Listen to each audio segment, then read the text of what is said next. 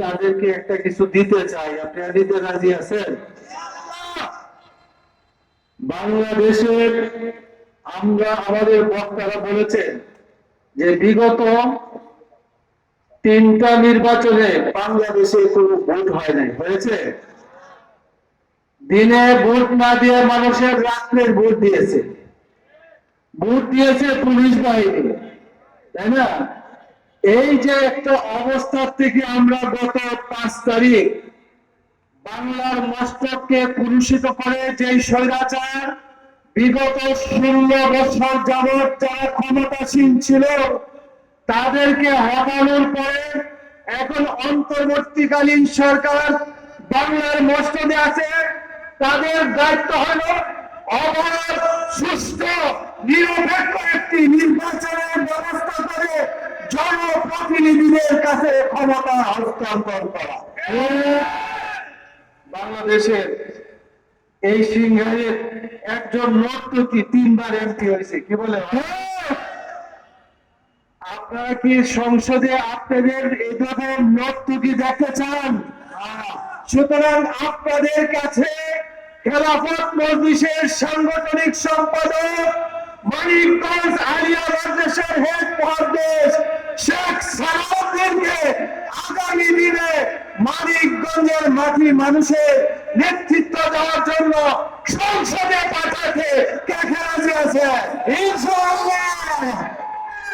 আল্লাহু আকবার, আল্লাহু আকবার, জিন্দাবাদ। খেলাফত মজলিস শেখ সালাউদ্দিনকে আগামী দিনের এমপি প্রার্থী হিসাবে আপনাদের কাছে রেখে গেলাম।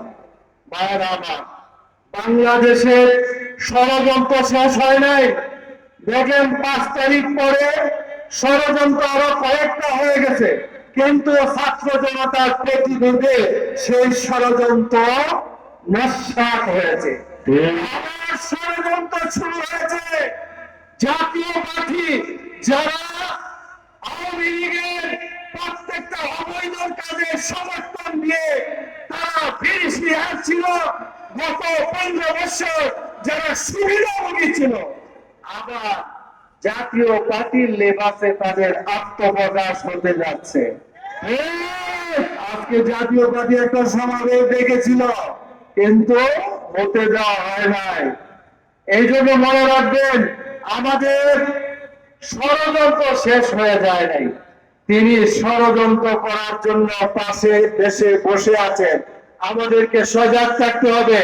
আগামী দিনে এই দেশের মানুষের কল্যাণের জন্য খেলাফত মজলিসের প্রত্যেকটা কর্মীর কাজ করতে হবে।